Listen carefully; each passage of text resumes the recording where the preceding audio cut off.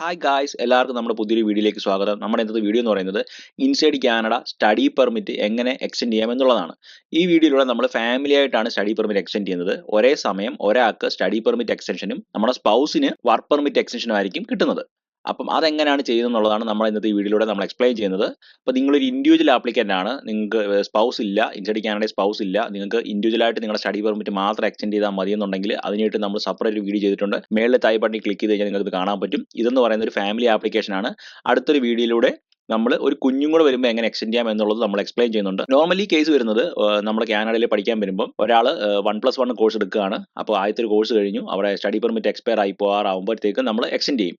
അതേസമയം തന്നെ സ്പൗസിൻ്റെയും work permit expire ആവാറാകും. അപ്പം ഒരുമിച്ച് നെക്സ്റ്റ് കോഴ്സ് എടുക്കുമ്പോൾ നമ്മൾ വീണ്ടും സ്റ്റഡി പെർമിറ്റ് അപ്ലൈ ചെയ്യും. അതേസമയം തന്നെ നമ്മുടെ സ്പൗസിൻ്റെയും വർക്ക് പെർമിറ്റിന് എക്സ്റ്റെൻഡ് ചെയ്യാനായിട്ട് നമ്മൾ അപ്ലൈ ചെയ്യും. ഈ കേസാണ് നോർമലി വരാറുള്ളത്. അപ്പോൾ എങ്ങനെ ഇതിന് അപ്ലൈ ചെയ്യാം എന്നുള്ളതാണ് നമ്മൾ ഈ വീഡിയോയിലൂടെ എക്സ്പ്ലെയിൻ ചെയ്യുന്നത്. അപ്പോൾ നിങ്ങൾ വീഡിയോ ആദ്യം മുതൽ അവസാനം വരെ സ്കിപ്പ് ചെയ്യാതെ കാണുക. എന്തെങ്കിലും ഡൗട്ട് ഉണ്ടെങ്കിൽ കമന്റിൽ ചോദിക്കുക, ഞാൻ എക്സ്പ്ലെയിൻ ചെയ്ത് തരുന്നതായിരിക്കും. അതുപോലെ തന്നെ നമ്മുടെ വീഡിയോ നിങ്ങൾ ആദ്യമായിട്ടാണ് കാണുന്നതെങ്കിൽ നമ്മുടെ ചാനൽ സബ്സ്ക്രൈബ് ചെയ്യുക, ലൈക്ക് ചെയ്യുക, ഷെയർ ചെയ്യുക. നിങ്ങൾ ലൈക്ക് ചെയ്യാൻ മറന്നു പോകരുത്. ഒത്തിരി പേര് നമ്മുടെ വീഡിയോസ് കാണുന്നുണ്ടെങ്കിൽ ഇപ്പോൾ ലൈക്ക് ചെയ്യാൻ മറന്നു പോകുന്നുണ്ട്. ഈ ലൈക്ക് ചെയ്താൽ മാത്രമേ നമ്മുടെ വീഡിയോ കുറച്ചുകൂടെ റീച്ച് ആവത്തുള്ളൂ, മറ്റുള്ളവർക്കൂടെ ഉപകാരപ്പെടുന്ന രീതിയിൽ ഇത് അവർക്കൂടെ കിട്ടത്തുള്ളൂ, സെർച്ച് ചെയ്യുമ്പോൾ കിട്ടത്തുള്ളൂ. അപ്പോൾ അതുകൊണ്ട് നിങ്ങൾ ലൈക്ക് ചെയ്യാൻ മറന്നു പോകരുത്, അതുപോലെ കമന്റ് ചെയ്യാനും മറന്നു പോകരുത്, സബ്സ്ക്രൈബ് ചെയ്യാനും മറന്നു പോകരുത്. ഓക്കെ, നമുക്ക് വീഡിയോയിലോട്ട് പോകാം. അതിനാദ്യം തന്നെ നമ്മൾ ഗൂഗിളിൽ പോയിട്ട് IRCC ലോഗിൻ ടൈപ്പ് ചെയ്യുക, എന്നിട്ട് അതിൽ ക്ലിക്ക് ചെയ്യുക. ക്ലിക്ക് നേരെ താഴെ വന്നിട്ട് sign in, GCK user name password, നിങ്ങൾക്ക് GCK അക്കൗണ്ട് കാണും, അത് വെച്ചിട്ട് നിങ്ങൾ അതിൽ ലോഗിൻ ചെയ്യുക. അപ്പോൾ അതിനായിട്ട് നമ്മൾ നമ്മുടെ യൂസർ നെയിം പാസ്വേഡ് അടിച്ചു കൊടുത്തു, ദെൻ സൈൻ ഇൻ ചെയ്യാണ്. സൈൻ ചെയ്യുമ്പോഴത്തേക്ക് വെൽക്കം നമ്മുടെ ID കാണിക്കും, നമ്മൾ കണ്ടിന്യൂ ചെയ്യാണ്. അന്നേരം നമ്മുടെ രജിസ്റ്റേർഡ് ജിമെയിലോട്ട് ഒരു OTP വരും, ആ OTP കൂടെ അടിച്ചു കൊടുക്കുക, ദെൻ കണ്ടിന്യൂ ചെയ്യുക. കണ്ടിന്യൂ ചെയ്യുമ്പോൾ you successfully completed 2 factor authentication കാണിക്കും, ദെൻ കണ്ടിന്യൂ ചെയ്യുക. കണ്ടിന്യൂ ചെയ്യുമ്പോഴത്തേക്ക് കുറച്ച് ടേംസ് ആൻഡ് കണ്ടീഷൻസ് വരും, അത് ജസ്റ്റ് ഒന്ന് വായിച്ച് നോക്കിയിട്ട് നേരെ അക്സെപ്റ്റ് എന്നുള്ള ഓപ്ഷനിൽ ക്ലിക്ക് ചെയ്യുക. ദെൻ നമ്മുടെ സെക്യൂരിറ്റി ക്വസ്റ്റ്യൻ ചോദിക്കും, അതിൽ മൈ ഫേവറേറ്റ് പ്ലേസ് ചോദിക്കുന്നുണ്ട്, നിങ്ങൾക്ക് ചോദിക്കുന്നത് നിങ്ങൾ കൊടുക്കുക, ദെൻ കണ്ടിന്യൂ ചെയ്യുക. അപ്പോൾ നമ്മൾ നേരെ നമ്മുടെ അക്കൗണ്ട് ഹോമിലോട്ട് വരും. നേരെ താഴെ വന്നിട്ട് സ്റ്റാർട്ട് ആൻ ആപ്ലിക്കേഷൻ എന്ന ഓപ്ഷൻ ഉണ്ടോ, സ്റ്റാർട്ട് ആൻ ആപ്ലിക്കേഷൻ, അതിൽ apply to come to Canada, ഇതിലാണ് ക്ലിക്ക് ചെയ്യേണ്ടത്. അതിൽ ക്ലിക്ക് ചെയ്യുക. അതിൽ ക്ലിക്ക് ചെയ്യുമ്പോൾ കുറേ പേഴ്സണൽ ചെക്ക് ലിസ്റ്റ് ആണ്, ഇത് കംപ്ലീറ്റ്ലി വായിച്ച് നോക്കുക. ഇതെല്ലാം ക്വസ്റ്റ്യനെയർ ആണ്, ഞാൻ 1 by 1 ആയിട്ട് പറയാം.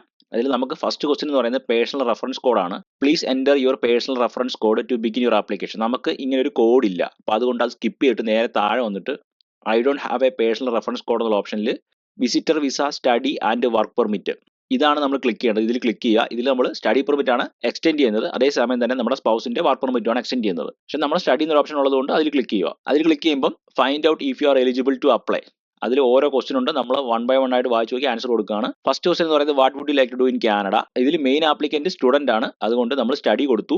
Next how long are you planning to stay in Canada. ഇതിൽ 3 ഓപ്ഷൻ ഉണ്ട്, അതിൽ 2 ടെമ്പറലിയും 1 പെർമനന്റ് ആണ്. പെർമനന്റ് നമുക്ക് കൊടുക്കാൻ പറ്റത്തില്ല. അതിൽ ടെമ്പറലി എന്ന് പറയുമ്പോൾ ലെസ് ദാൻ 6 മന്തും ടെമ്പറലി മോർ ദാൻ 6 മന്തും ഉണ്ട്. നമ്മുടെ 1+1 ആണെങ്കിൽ പോലും ഒരു കോഴ്സ് മോർ ദാൻ 6 മന്തിൽ കൂടുതൽ കാണും, അതുകൊണ്ട് നമ്മൾ ടെമ്പറലി മോർ ദാൻ 6 മന്ത് എന്നുള്ള ഓപ്ഷൻ സെലക്ട് ചെയ്യുക.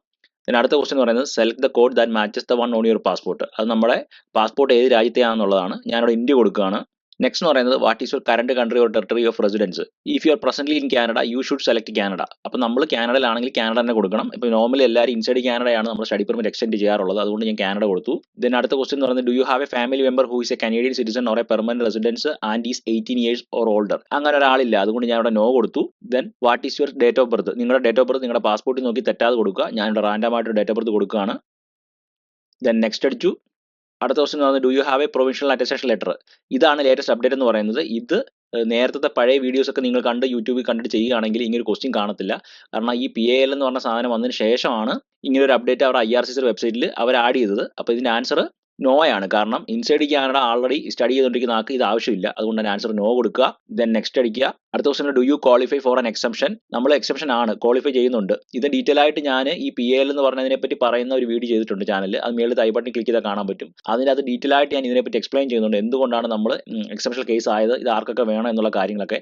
നിങ്ങൾക്ക് ഡൗട്ട് ഉണ്ടെങ്കിൽ ആ വീഡിയോ ജസ്റ്റ് ഒന്ന് കയറി നോക്കുക, അപ്പോൾ നിങ്ങൾക്ക് കൂടുതൽ ഐഡിയ കിട്ടും. നമ്മൾ എസ് കൊടുക്കുകയാണ്. ദെൻ നെക്സ്റ്റ് അടിച്ചു. Which exception do you qualify for. നമ്മൾ അതിൽ കുറേ ഓപ്ഷൻസ് ഉണ്ട്. ഇതിൽ I am an applicant applying within Canada as described under section 215(1) of the immigration and refugee protection regulations. ഇതെന്താണ് 215(1) എന്ന് പറയുന്ന സെക്ഷൻ എന്താണെന്നുള്ളത് ഞാൻ ആ വീഡിയോയിൽ എക്സ്പ്ലെയിൻ ചെയ്തിട്ടുണ്ട്.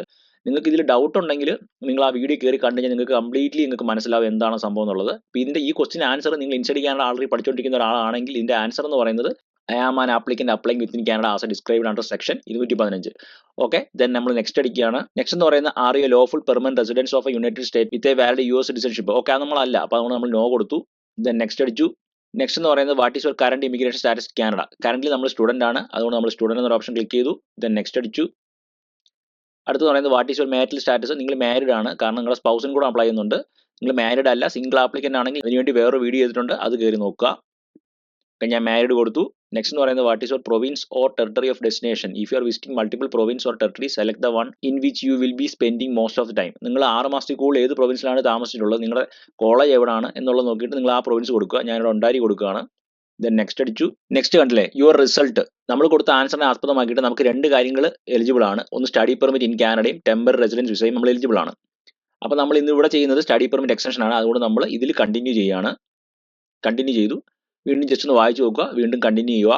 നെക്സ്റ്റ് ക്വസ്റ്റൻ എന്ന് പറയുന്നത് are you accompanying a family member who has a status in Canada. അതായത് നമ്മൾ അക്കോമ്പനി ചെയ്യുന്നുണ്ട്, അതുകൊണ്ട് നമ്മൾ എസ് കൊടുക്കുകയാണ്. കാരണം നമ്മുടെ സ്പൗസ് നമ്മുടെ കൂടെ ഉണ്ട്, ആൾക്ക് കാനഡയിൽ സ്റ്റാറ്റസും ഉണ്ട്, വർക്ക് പെർമിറ്റ് ആണ്, അപ്പോൾ അതുകൊണ്ട് നമ്മൾ കൊടുക്കുകയാണ്. എസ് കൊടുത്തു. ദെൻ നെക്സ്റ്റ് അടിച്ചു. നെക്സ്റ്റ് എന്ന് പറയുന്നത് do you also want to apply for a work permit. ഇതെന്ന് പറയുന്നത് കോപ്പ് അങ്ങനെയുള്ള സാധനത്തെ പറ്റിയാണ് ചോദിക്കുന്നത്. നമുക്ക് അങ്ങനെ ആവശ്യമില്ല, നമ്മൾ സ്റ്റഡി പെർമിറ്റ് മാത്രമാണ് അപ്ലൈ ചെയ്യുന്നത്, അതുകൊണ്ട് നമ്മൾ നോ കൊടുക്കുകയാണ്.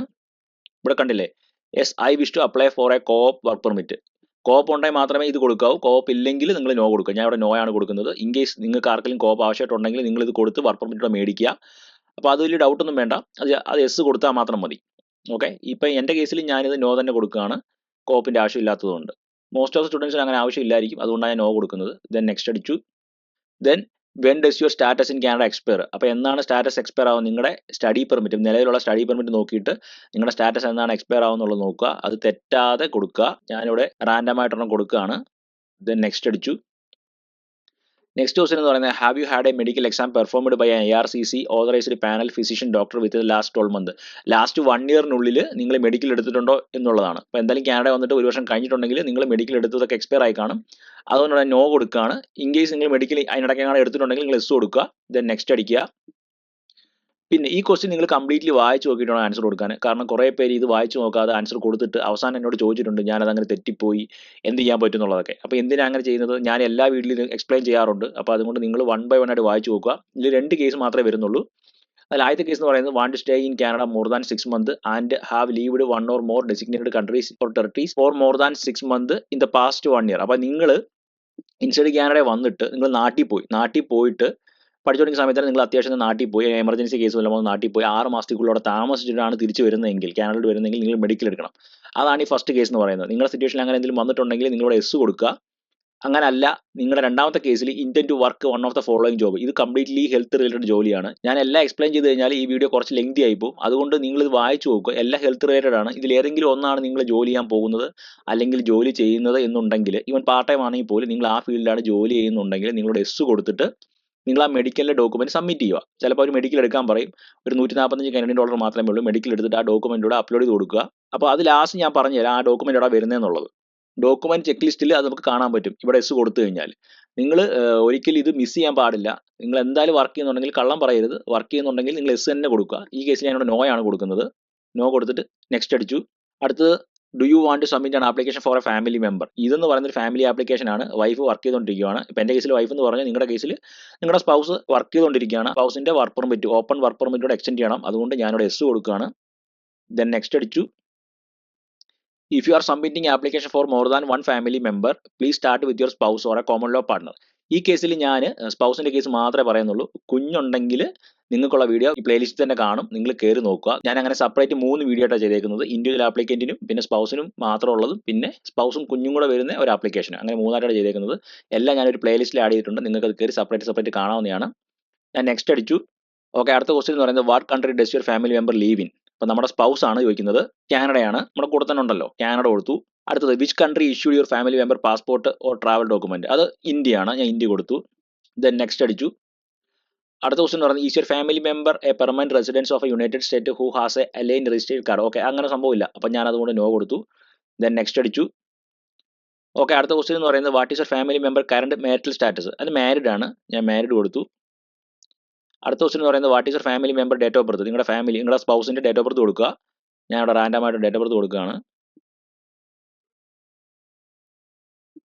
അടുത്ത ക്വസ്റ്റ്യൻ എന്ന് പറയുന്നത് where will your family member be staying in Canada. അപ്പോൾ നിങ്ങൾ നേരത്തെ ഒണ്ടാരിയ കൊടുത്തത്, അപ്പോൾ അതുകൊണ്ട് ഇവിടെ ഒണ്ടാരിയ തന്നെ കൊടുക്കുക. അല്ലെങ്കിൽ നിങ്ങളുടെ സ്പൗസ് വേറെ ഏതെങ്കിലും പ്രൊവിൻസിലാണെങ്കിൽ അത് കൊടുക്കുക. ഞാൻ നെക്സ്റ്റ് അടിച്ചു. അടുത്ത ക്വസ്റ്റ്യൻ എന്ന് പറയുന്നത് what is your family member current immigration status in Canada. അതായത് നമ്മുടെ സ്പൗസ് ഓപ്പൺ വർക്ക് പെർമിറ്റിലാണ്, അതുകൊണ്ട് നമ്മൾ വർക്കർ എന്ന് പറയുന്ന ഓപ്ഷൻ കൊടുത്തു. ദെൻ നെക്സ്റ്റ് അടിച്ചു. അടുത്ത question what is your family member want to do in Canada.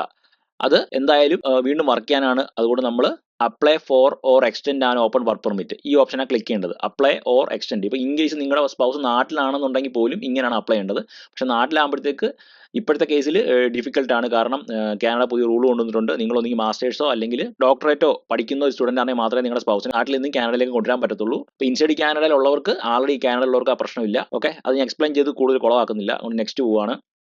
അടുത്ത ക്വസ്റ്റൻ എന്ന് പറയുന്നത് does your family member want to restore their status in Canada. ഇതെന്ന് പറയുന്നത് ആൻസർ നോ ആണ്. ഈ റീസ്റ്റോർ സ്റ്റാറ്റസ് എന്ന് പറയുന്നത് നിങ്ങളുടെ ഫാമിലി മെമ്പറിന്റെ സ്റ്റാറ്റസ് എക്സ്പയർ ആയി പോയതിന് ശേഷം കൊടുക്കുമ്പോഴാണ്. അപ്പോൾ ഡൗട്ട് വരാൻ പാടില്ല, ഇത് കുറേ പേർക്ക് ഡൗട്ട് ഉണ്ട്. ഇതിന് ആൻസർ നോ ആണ്. നിങ്ങളൊന്നും ചെയ്യേണ്ട, നോ കൊടുത്തിട്ട് പോവുക. നിങ്ങളുടെ സ്റ്റാറ്റസ് എക്സ്പയർ ആയിട്ടില്ല, എക്സ്പയർ ആവുന്നതിന് 30 ദിവസത്തിനുള്ളിലാണ് നിങ്ങൾ അപ്ലൈ ചെയ്യുന്നുണ്ടെങ്കിൽ, 30 ദിവസം അല്ല, എക്സ്പയർ ആവുന്നതിന് മുമ്പ് എപ്പോൾ അപ്ലൈ ചെയ്താലും ഇതിന് ആൻസർ നോ ആണ്. ദെൻ നെക്സ്റ്റ് അടിക്കുകയാണ്.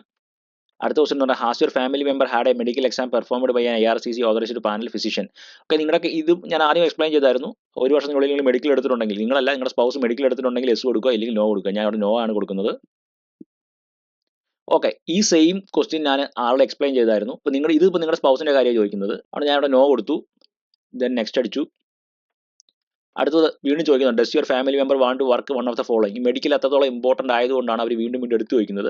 അപ്പോൾ നിങ്ങൾ ഇത് ഓരോന്നും വായിച്ചു നോക്കുക. ഇതുമായിട്ട് ബന്ധപ്പെട്ട ഏതെങ്കിലും ഫീൽഡിലാണ് നിങ്ങളുടെ സ്പൗസ് വർക്ക് ചെയ്യാൻ പോകുന്നതെങ്കിൽ, ഇൻ ഫ്യൂച്ചറിൽ വർക്ക് ചെയ്യാൻ പ്ലാൻ ഉണ്ടെങ്കിലും നിങ്ങൾ ഇത് എസ് കൊടുത്തിട്ട് നെക്സ്റ്റ് അടിക്കാവും. ഞാനിവിടെ നോ ആണ് കൊടുക്കുന്നത്. നെക്സ്റ്റ് അടിച്ചു. അടുത്തത് in the past 10 years has your family member given their finger print and photo അതായത് ബയോമെട്രിക്സ് നമ്മൾ എടുത്തിട്ടുണ്ടോ ഉള്ളതെന്നാണ് ചോദിക്കുന്നത്. എല്ലാവരും എടുത്തു കാണും. അപ്പോൾ 10 വർഷം വാലിഡ് ആണ്, അതുകൊണ്ട് നമ്മൾ എസ് കൊടുക്കുകയാണ്. എസ് കൊടുത്തു. നെക്സ്റ്റ് അടിച്ചു. അടുത്ത ക്വസ്റ്റൻ എന്ന് പറയുന്നത് there are fees associated with your family member application will you be paying your family member fee. Yes, നമ്മുടെ സ്പൗസിൻ്റെ കൂടെ ഫീസ് നമ്മളാണ് പേ ചെയ്യുന്നത്, അതുകൊണ്ട് നമ്മൾ എസ് കൊടുക്കുകയാണ്. ദെൻ നെക്സ്റ്റ് അടിച്ചു. അടുത്ത ക്വസ്റ്റൻ എന്ന് പറയുന്നത് do you want to submit an application for another family member. ഇതെന്ന് പറയുന്നത് നിങ്ങൾക്ക് കുഞ്ഞുണ്ടെങ്കിൽ മാത്രമേ ഇവിടെ എസ് കൊടുക്കാവൂ. ഈ കേസിൽ ഞാൻ സ്പൗസിന്റെ കേസ് മാത്രമേ പറയുന്നുള്ളൂ, അതുകൊണ്ട് ഞാൻ നോ കൊടുത്തു. ഓക്കെ, നെക്സ്റ്റ് അടിച്ചു. അടുത്ത ക്വസ്റ്റൻ എന്ന് പറയുന്നത് are you giving someone access your application. ഈ കേസിൽ നമ്മളാണ് നമ്മുടെ ആപ്ലിക്കേഷൻ ഫയൽ ചെയ്യുന്നതെങ്കിൽ നമ്മൾ നോ കൊടുക്കുക.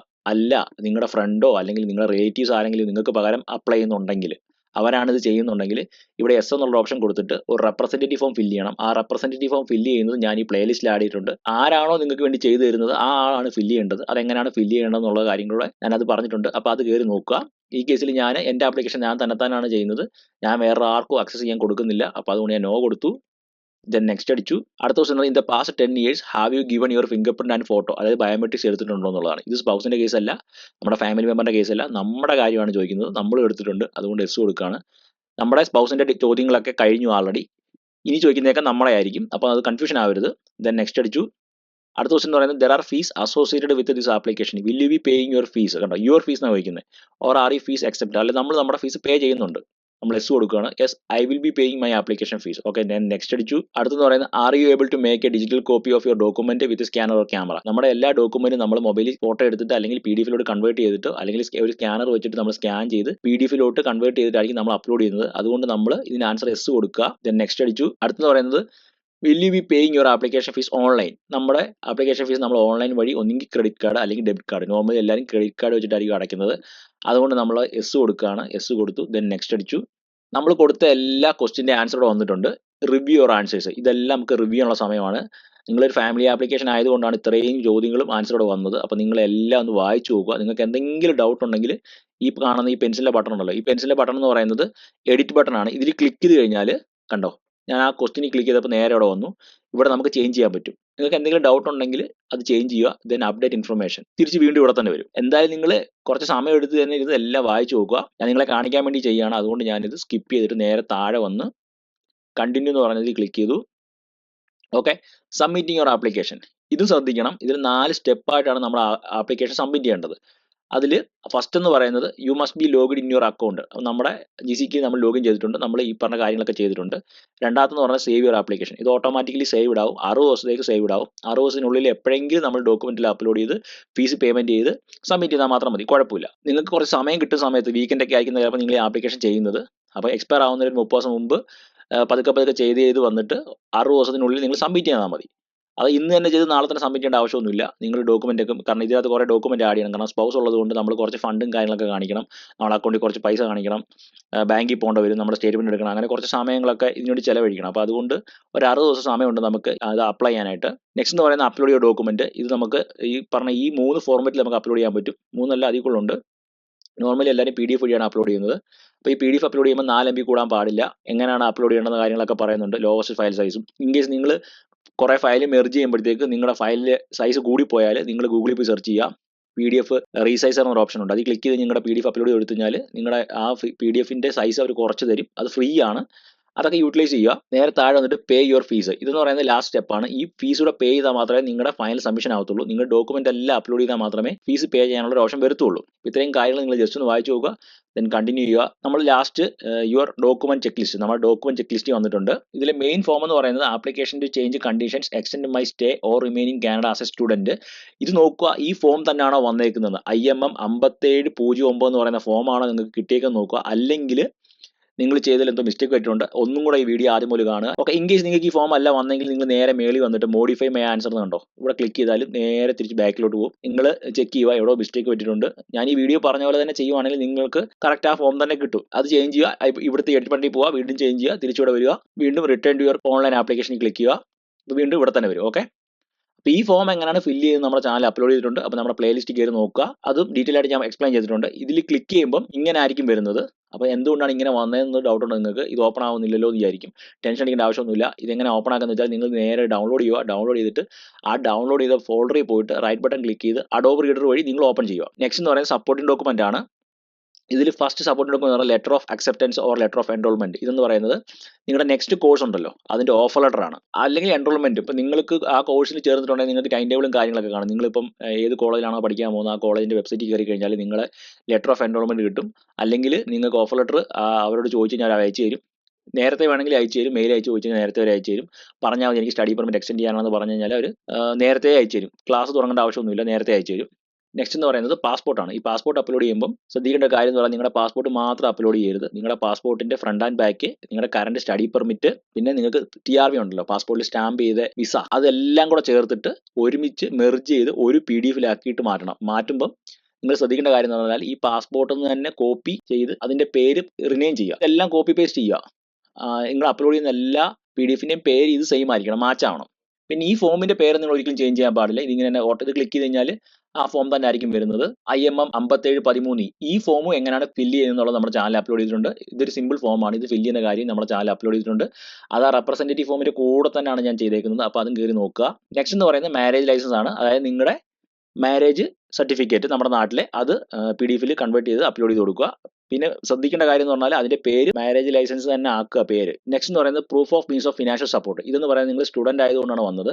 ഒന്നെങ്കിൽ നിങ്ങൾ നെക്സ്റ്റ് സെമസ്റ്ററിലേക്കുള്ള ഫീസ് നിങ്ങൾ പേ ചെയ്തതിന്റെ പ്രൂഫ് വയ്ക്കുക, അല്ലെങ്കിൽ നിങ്ങൾ ബാങ്കിൽ പോയിട്ട് നിങ്ങളുടെ ഒരു 3 മാസത്തെ അല്ലെങ്കിൽ 6 മാസത്തെ സ്റ്റേറ്റ്മെന്റ് ബാങ്കിൽ പോയിട്ട് പറഞ്ഞാൽ മതി. ഇമിഗ്രേഷന്റെ ആവശ്യത്തിന് വേണ്ടിയാണെന്ന് പറഞ്ഞു കഴിഞ്ഞാൽ ഒരു 6 മാസം സ്റ്റേറ്റ്മെന്റ് അവർ പ്രിന്റ് എടുത്ത് സീൽ ചെയ്ത് സൈൻ ചെയ്ത് തരും. ശ്രദ്ധിക്കേണ്ട കാര്യം എന്ന് പറഞ്ഞാൽ നിങ്ങൾ ഫീസ് നെക്സ്റ്റ് സെമസ്റ്ററിലേക്കുള്ള ഫീസ് നിങ്ങൾ പേ ചെയ്തിട്ടില്ലെങ്കിൽ അത്രയും എമൗണ്ട്, ഇപ്പം നോർമലി $8,000 ആണെങ്കിൽ 8,000, അല്ലെങ്കിൽ 10,000 ആണെങ്കിൽ 10,000 കനേഡിയൻ ഡോളർ ആ അക്കൗണ്ടിൽ കാണിക്കണം. കാണിച്ചിട്ട് വേണം നിങ്ങൾ സ്റ്റേറ്റ്മെന്റ് എടുക്കാൻ. അല്ലെങ്കിൽ നിങ്ങൾ ഫീസ് പേ ചെയ്തതിന്റെ റെസിപ്റ്റ് ആഡ് ചെയ്യുക. നെക്സ്റ്റ് എന്ന് പറയുന്നത് ഡിജിറ്റൽ ഫോട്ടോ. നിങ്ങളുടെ ഒരു നോർമൽ ഫോട്ടോ സ്കാൻ ചെയ്ത് PDF-ലോട്ട് കൺവേർട്ട് ചെയ്ത് അപ്ലോഡ് ചെയ്ത് കൊടുക്കുക. പേര് ഇങ്ങനെ തന്നെ ആക്കുക. നെക്സ്റ്റ് എന്ന് പറയുന്നത് family member proof of status ആണ്. ഈ family member proof of status എന്ന് പറഞ്ഞാൽ നിങ്ങളുടെ സ്പൗസ്, ഇപ്പം ഞാൻ പറയുമ്പോൾ എൻ്റെ വൈഫ് എന്ന് പറയുകയാണ്, വൈഫിൻ്റെ work permit, current work permit. താഴെ അതിൻ്റെ ഓപ്ഷണൽ ഡോക്യുമെൻ്റ് ഒന്നും ചെയ്യേണ്ട ആവശ്യമില്ല. ഈ ക്ലയൻറ്റ് ഇൻഫർമേഷൻ ലാസ്റ്റ് ഞാൻ പറയാം. അടുത്തെന്ന് പറയുന്നത് ഫാമിലി മെമ്പർ. ഇപ്പോൾ ഈ കേസിൽ നമ്മുടെ സ്പൗസ് മാത്രമേ ഉള്ളൂ, കുഞ്ഞില്ല. അപ്പോൾ ഈ ഡേറ്റ് ഓഫ് ബർത്ത് എന്ന് പറയുന്നത് നിങ്ങളുടെ സ്പൗസിൻ്റെ ആണെന്ന് ചെക്ക് ചെയ്യുക. ഇത് ഫാമിലി മെമ്പറിൻ്റെ മെയിൻ ആപ്ലിക്കേഷൻ ആണ്. Application to change condition extend my stay or remaining Canada as a worker, IMM 5710.